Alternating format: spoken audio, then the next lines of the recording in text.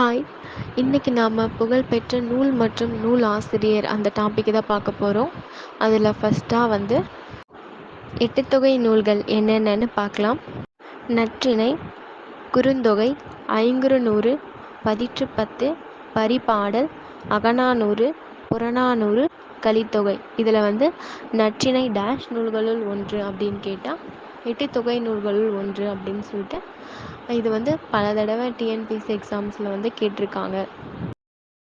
10 பாட்டு. இதில் திருமுருகாற்றுப்படை நக்கீரர், பொருநாறாற்றுப்படை முடுத்தாமக் கண்ணியார், பெரும்பாணாற்றுப்படை கடியலூர் உருத்திர கண்ணனார், சிறுபாணாற்றுப்படை எழுதினவங்க நல்லூர் நத்தத்தனார், மலைப்படுகடாம் அதை எழுதினவங்க பெருங்கௌசிகனார், முல்லைப்பாட்டை எழுதினவங்க நப்பூதனார், முல்லைப்பாட்டு நப்பூதனார், குறிஞ்சிப்பாட்டு கபிலர், குறிஞ்சிப்பாட்டை எழுதினவங்க யார் அப்படின்னா கபிலர், பட்டினப்பாலை எழுதினவங்க கடியலூர் உருத்திர கண்ணனார். இதில் பார்த்தீங்க அப்படின்னா பெரும்பாணாற்றுப்படையும் நெக்ஸ்ட்டு பட்டினப்பாலை எழுதினவங்க கடியலூர் உருத்திர கண்ணனார் தான் எழுதியிருக்காங்க. நெக்ஸ்ட்டு நெடுநாள்வாடை எழுதினவங்களும் திருமுருகாற்றுப்படை எழுதினவங்களும் ரெண்டுமே சேம் தான், நக்கீரர் தான் எழுதியிருக்காங்க. ஓகேவா? திருமுருகாற்றுப்படை, நெடுநாள்வாடை இதை எழுதினவங்க நக்கீரர்.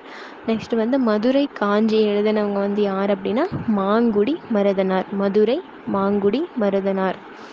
மதுரை காஞ்சி எழுதினவங்க மாங்குடி மருதனார், ட்ரிபிள் மா அப்படின்னு சொல்லிட்டு ஞாபகம் வச்சுக்கோங்க.